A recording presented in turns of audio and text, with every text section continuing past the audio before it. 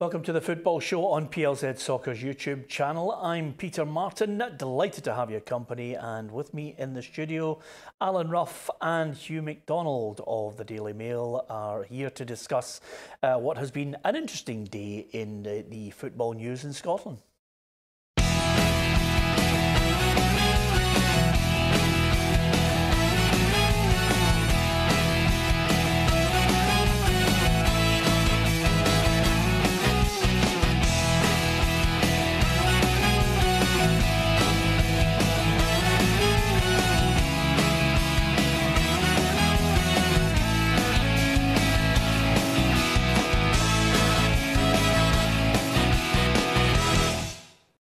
Yeah, lots to talk about in the company of Alan and Hugh. Let's kick it all off with speculation, because there's nothing better than wild rumour and speculation in this month, and it's gathering pace. Scott McKenna, Celtic, at this moment, no bid has been made to Aberdeen, but, you know, there's no smoke without fire, as we say in this game, Hugh.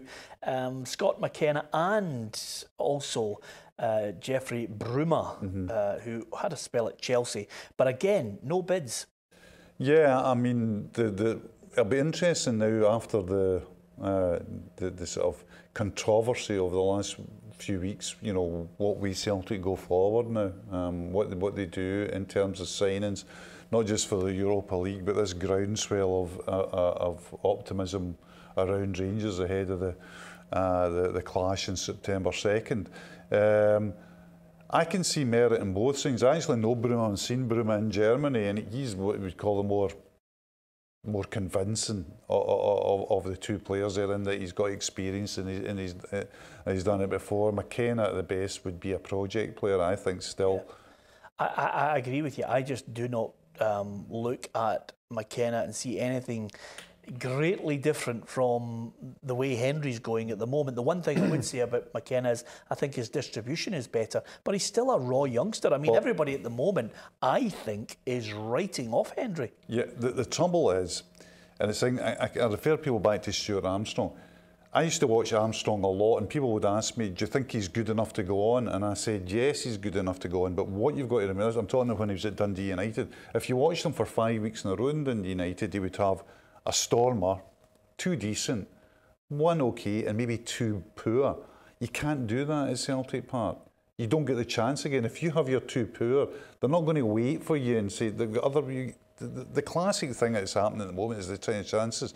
Was it Firhill on Saturday, where Ryan Christie is sitting with no strip on. He doesn't get in a weakened Celtic team. He can't even get a strip. You know, it's very difficult to move in there, and especially as a young Scottish player, and make your case that you start every week. Yeah, and to be fair, Ruffy, right now, I think there are big decisions to be made. You know, Boyata's still the one that everybody's waiting on, despite the fact that he's back training with the first team. I think he'll be out shortly. I think a number of fringe players will be out, and he'll have to make moves. Because I think, you know, September 2nd, I wonder what that central defensive partnership's going to be. Yeah, you're right. You know, the Ryan Christie, Scott Allen, these players have got to make a decision. Because if they're not going to be good enough to play against Partick Thistle, you know, the boys individually would have to say to themselves, well, am I going to be sitting on my backside for the whole year, you know, if I can't get into even on the bench, not on the 11. So they've got to say to themselves, well, I want to go back and loan. I think Scott Allen would want to go back to Hibs. Yeah. I think Christie would want to go back to Aberdeen. Maybe the McKenna Christie is a sort of a bargaining point. We're talking about him at Sunderland for Christie. Yeah, very strong. Yeah, but I think the boy McKenna has been so fast-tracked, it's unbelievable. This is a boy that was playing with Ayr United, you know, not good enough, farmed out. He had a good season, we're no doubting that. He'd been fast-tracked right into that Scotland team because we don't have any centre-halves. With all due respect, and I am not at this moment dismissing Scott McKenna, but what I would say to you is he's also had a 2-week period at Aberdeen where, quite simply, Burnley exposed him, Rangers exposed him, and the ball right down the middle at times absolutely caught him out. I think he's still raw. He's only a kid, but as again, I'm going back to this judgment. See if you and Aberdeen fans and Dundee United fans will be shouting at me that, but there is a different level of criticism and expectation. You don't even have to go to this season. See in the semi-final against Motherwell, Aberdeen semi-final against Motherwell, McKenna that day made a couple of mistakes that almost kind of get forgotten about because everybody says an Aberdeen player. Yeah. Can you imagine if a Bayata or a Simonovic or a Jack Henry made those mistakes? The level of criticism is undoubtedly higher. Yeah, and let's not forget, I mean, it's a disservice to Aberdeen here. I still think they need 2 or 3 players anyway, never mind McKenna. They might look at it and say to themselves, well, they're valuing him at 10 million. They're not going to get that off Celtic. Celtic won't pay 10 million for a Scottish player, not a chance. No, I would. I know the young boy Henry looks very, very, very raw, but I think there's something there, but not immediately. I think maybe 2 or 3 seasons, but I don't think 2 or 3 seasons. He's 23. There's no time. No, but I know. I think a year. 2 or 3 seasons. No, but I think year on year he will get better. That's what I'm saying. If you're going to persevere with him, I don't think McKenna is that far in front of Henry. You know, because Hugh's touched on it. You might be great at your club, but you come into a Celtic team. And the boy Henry's had to deal with it coming from Dundee. You've got to win all the time. You can't make mistakes. If we're dealing in margins here, I think he's got a stronger physical presence, McKenna, and I think he's got better distribution. Yeah, I agree with both. But I think it's a huge jump. And again, people say it's disrespectful to Aberdeen, but I'm talking about levels of expectation and what's expected. I mean, we go back to the Beata thing. I always say this, people always talk to you, Celtic need a £10 million centre-half, and I always say Celtic have a £10 million centre-half, it's called Bayata. Yeah. And he's very much deemed by a large section of the Celtic sport to be not good enough. This is a guy who starts World Cup matches for Belgium. That's the level. That's the level. Yeah, I have to say, I understand where you're coming from, but it was a couple of games in the group stages, and I have to say if that's the market they're dealing in, that is the market, isn't it, Peter? I think I think there's a bit of spin on the level they're now utilising what he did in appearing in the World Cup. Of course there is. I mean, he played the World Cup because Company didn't. Yeah. It's on his CV. But the fact of the matter is, given the explosion in fees, he is a £10 million centre-half. Why do we say he's a £10 million centre-half? Because somebody's willing to pay that money for him. Yeah, absolutely. And if there's a scale, I mean, I keep harping back to that boy. If that wee boy Madison that played with Aberdeen and what we saw up there is a £20 million player, that's the kind of money they're talking about. But you're now working in an environment. And Peter, you were talking before the programme started, and we've been talking over the months about this. So now talking about an environment where Van Dijk at 75 million looks a snip. Yeah. Yeah, isn't that the most ludicrous statement? And by the way, let's not knock Aberdeen for asking for 10 million. No, that's quite simply, the market is so stupid at the moment that every Scottish club has every right to try and hike it up. And I also include Rangers now, where Morelos, if he keeps up this development the way he's going, he will fast approach a £10 million player by the end of the season. I just think the spin and the absurdity of it early on, when you think of the financial predicament. If a £10 million bid came in from China, I'm sorry, you would have sold them. Of course you have to. You have to, particularly at that point, you're operating soft loans from directors. But the case of the matter being is that at the moment, Bordeaux are talking about just shy of $4 million for him. And people will say, well, you should... we talked about this last week. I think he's much better than people think. I'm a Morelos fan. I think he's decent. Yeah. I think he's getting better as a young lad. And I think he's a guy that could be... that little gem that could be shown. But if you say to me, well, we'll take the $4 million, I say, well, what are you going to get for the $4 million to Paris Morelos? Because see, in the present market, it gets you half a Waghorn. Yeah, I'll tell you right now, if they can hold on to Morelos and add Lafferty before you get to the game on the 2nd of September, suddenly you've got 2 worries, I think, 2 good worries in that Rangers front line for Celtic's back line. And they need that. They need a double threat because they've not got a threat, Peter, in midfield. I don't think, they've not got a player in midfield like a Rogic or a McGregor who you almost expect to score. Yeah. Rangers at this moment don't have that, I don't think. Rangers haven't had a team that could play two strikers against Celtic in the last 2 years. Yep. There had to be damage limitations. Exactly. So you don't play two strikers. Yeah, okay. Scott Gemmel's announced his under-21 squad for the Euro 19 qualifiers against Andorra and the Netherlands. Now, great to see Lewis Ferguson in there. Also, Billy Gilmore. Scott Gemmell thinks even at 17 years of age, he's got the quality, he can handle this. He's certainly getting rave reviews down at Chelsea. Mikey Johnson in there as well. And also John Suter of Hearts. Now, this has caused a little bit of consternation in Edinburgh today because quite simply a lot of Hearts fans are expressing their disbelief that he's not in the main Scotland squad, never mind playing under 21 football. Do they have a case? Yes, I think so. I think John Suter at times is another guy who polarises opinions. I think there's things in his game that really need to be worked on. I think concentration-wise he can slip. I think almost that sloppy feel he has at times, in defence. And he's young, and it's a very hard position to play.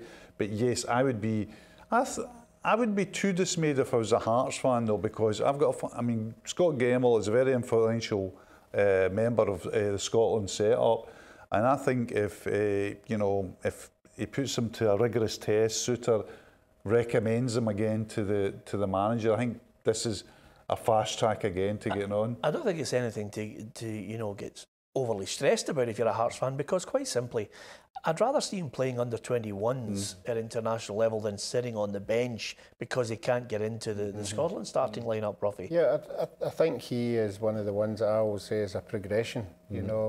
Pull on the Scotland strip, not the full international, and at 21 and enjoy it, get bedded in what it's like to play international football. To me, it just doesn't look like a full international yet. But playing these under 21 games will give him the confidence to look like that. And good to see Ollie Shaw in there as well, because I think we need to start seeing, a crop of youngsters coming through, Hibs and Hearts as well as Celtic and Rangers. But the big difference now is all these guys that were on that board there are playing first team football. They're all starters and creating damage in the first team, and that can only be good for the team. Yeah, a couple of interesting ones as well. Peter Burke, I think, is hugely interesting. He's lost his way. Yeah. He's a real talent. He's got something that just scares defences, and that is this extraordinary pace and strength. Yeah, well, I'll tell you another one that I like, and I don't know if you agree with me, guys, and I'm going back to the Aberdeen situation here. That's Scott Wright. Yeah, because that was the other one I was going to mention. Well, Scott Wright, for me, I've watched him in a couple of games pre-season as well. The manager's been raving about him because he stuck him in the middle of the park. And this is an interesting one because Derek McInnes suddenly thinks, wait a minute, this is where he should be, because I'll tell you, he's got a trick. He can go past people. He's got a lovely touch as well. And he's got a brain. And that is something like he looks a number 10 already, doesn't he? He looks a potential number 10. Yeah. I like him, his technique. What I like about him as well is every time, I've never watched him play 90 minutes live, every time I've watched him live in a live setting, he's come off the bench. And see, for a young player, I always watch them coming off the bench because I want to see, what do they do with their first touch? Are they tentative? Are they looking for it? Are they a wee bit shaky, or are they desperate to really do something extraordinary so the manager will see it? He's very measured when he comes on. He's very confident. He does the right thing. If the man's there to be beaten, he'll beat him. If the simple pass is inside, he'll play it. I've always been impressed with him. Yeah, if anything, the whispers that I hear is the question over whether he's got the real edge and hunger to go to the very top, Ruffy, and that'll be the key to it all. It's how Derek McInnes nurtures him, gets the best out of him. Sometimes it's an individual one-to-one on this. If suddenly, you've found the niche for him where he really can dictate games. For me, I think he could be a star of the future. I hope he is. Yeah, well, I've heard these stories about him as well, that he's got a very, very good background with his family, and sometimes that can take your eye off the ball. But the good thing about it is once you get picked for select teams like this, you're now rubbing your shoulders with other guys, and you would, if you've got any sense at all in your head, you say, well, I want to be as good as them. I want to pull this jersey on. I love the way you brilliantly skirted around that. He says, he's got a really settled family. It's Ruffy's way of saying he's not a nutter, and his family are not nutters either. And he's meant it. Exactly. Honestly, I can read his mind there. And the classic thing though is, and we always hear it in football, we always say whenever we're in a pub or in any setting, somebody will say, see that boy over there, you know, he could have made it if only he had. Yeah. And I always reply, I could have made it as a footballer as well if only I had the talent. I mean, it's not an added, it's not a wee kind of add-on having the attitude and the drive and the determination. That is central to being a player. Yeah, absolutely central. Listen, Ruffy, I'm sure, you know, as a player yourself, you could rhyme off, you know, dozens, possibly going into hundreds. You know, the players that you've come across, you thought, how did he make it as a professional footballer? But they just have, I think you just have to have that determination. But the one that springs out of mind for me right away is Derek Riordan. Just think of what we used to talk about him in a Hibs jersey, you know, and what he used to do, and then for whatever reason, you know, and there are a lot of reasons out there, it just never happened. Well, there's probably more out there. Oh, it's one, but Riordan is the classic one because he came through that generation. And I think there's a famous picture of him standing with Kevin Thompson, Scott Brown, Tam McManus is in it, and Stephen Whittaker. They're all milling about at training, and I think it was Tam McManus that actually said it. He said, the most talented one out of, this is a picture of hundreds of Scotland caps, cumulative. The most talented one by a mile was Riordan. Yeah. Gordon Strachan, who has managed at the top level and managed real quality players. He's been and played with them. Said he was the best finisher he ever saw. Yeah. The strange thing about it, as you look at them all, the ultimate compliment, and it goes back to what we're talking about with regards to determination, is Scott Brown by spades. Who's probably, and people might take this the wrong way, but I would say, in my opinion, it's the business opinion, out of those 6 people who was in the photograph, I would say the two less talented would be Whittaker and Brown. Yeah. They would be the two, and they are the two who, I'm not just talking about financially, because they've made millions, but in terms of Scotland caps and achievements, Whittaker and Brown would be the, far ahead of everybody else. And strangely enough, if you were to conduct a poll among professional footballers, if you looked at that whole crew, who would you take into the trenches with? You would be Scott Brown. Absolutely. For people who don't like him as well, they would actually have to say that. I think Scott Brown's been very, very fortunate that he's had decent managers who have hauled him in. There have been times when we've all sat here and went, but the managers who have come in and looked after him he seemed to have gelled with every manager he's worked with. Yeah, I mean, to be honest with you, Ruff, I trust you to bring that up. I mean, let's not knock a kebab outside Waverley Station in Edinburgh. I've done it myself, Ruffy. You get the kebab, you look for a taxi, I'm there. I didn't even criticise him when I saw that photograph. Fair play to you, get on with it. Okay, from there, I want to get your... First and foremost, the good news is the Russians are coming. The Russians are coming. Ufa looked as if they weren't going to get visas. I think that was one of those ones. Look at a slow day here. Let's fire on. Rangers could get a bye. I think it was always, the idea of the UK embassy sitting on an application for a couple of days. You would expect them to move pretty quickly on that. It's hard to know. You've had a look at them. I've saw a little bit of them on YouTube, had a look at them, looked at their record, how they got here. It's very hard to gauge how good they are. The interesting thing about it is that I think the first leg at Ibrox is always an important match, but I think it's particularly important for Rangers this time because what they don't want to be doing is, I know they've got their own charter to Russia and back, but they don't want to be leaving Russia in the early hours of next Friday morning and contemplating sort of no training that day and a day's recuperation before meeting Celtic on the Sunday. I think if you gave Stephen Gerrard his scenario, he would think, wouldn't it be great if we built up a nice lead? I could even leave a couple of people back in Glasgow. I could maybe make a couple of changes to my team. I could have the insurance of 3 or 4 of the guys on the subs bench and bring them on. I think that will be difficult because I don't think they're a team that's going to roll over. But I think the whole tie now is in the shadow of this looming big match. Just a couple of points to finish, guys.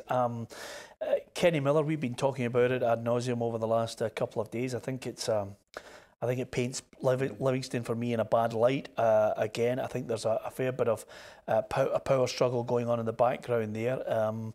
I don't know how the next manager is going to come in and try and lay down any sort of law when you consider the treatment Kenny Miller's received. Yeah, and it's really difficult for the next manager as well, because what will happen is that whoever they get, I mean, they're not getting Jose Mourinho, they're going to get somebody who's desperate for a job. You know, there's a whole swathe of managers out there, Peter, as we know them, we see them at dinners, we talk to them, who are desperate to get back into the game, and they'll look at this, they'll try and look at the bright side, because they're desperate for a job. They go, that's a Premiership club, it's, you know, it's a chance to break back in. But the downside, the most obvious thing about the downside was when Kenny Miller leaves, he says, oh, who's he taking with him?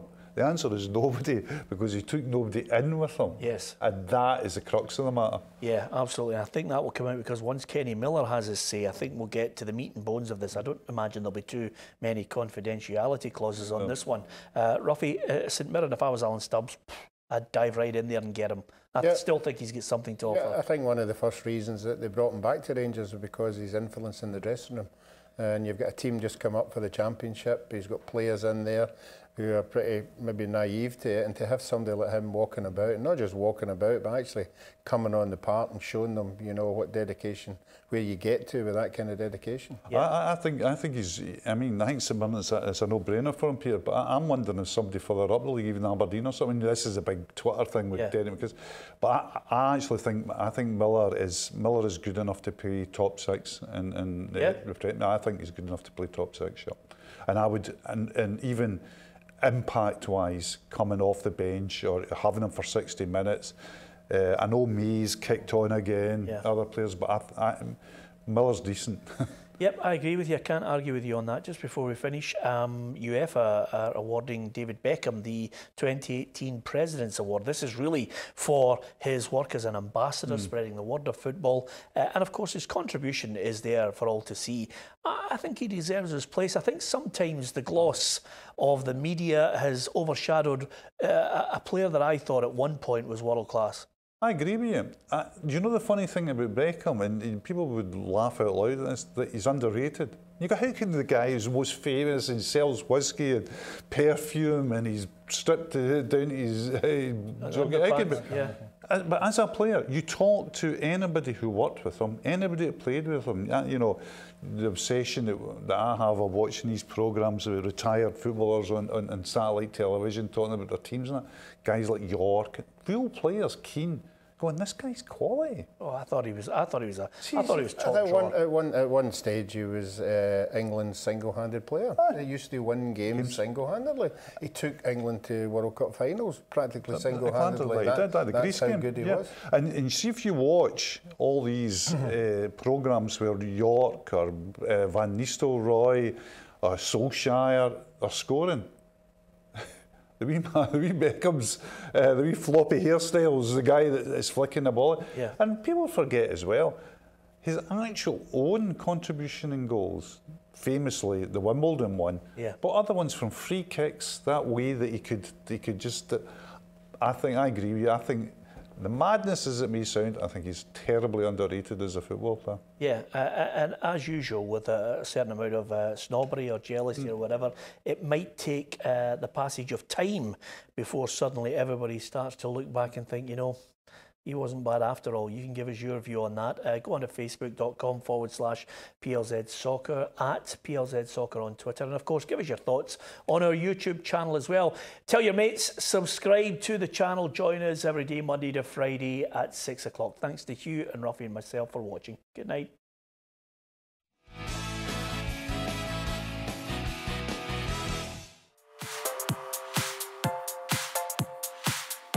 The transfer window, sponsored by Arnold Clark, is giving you the chance to make your best signing of the summer.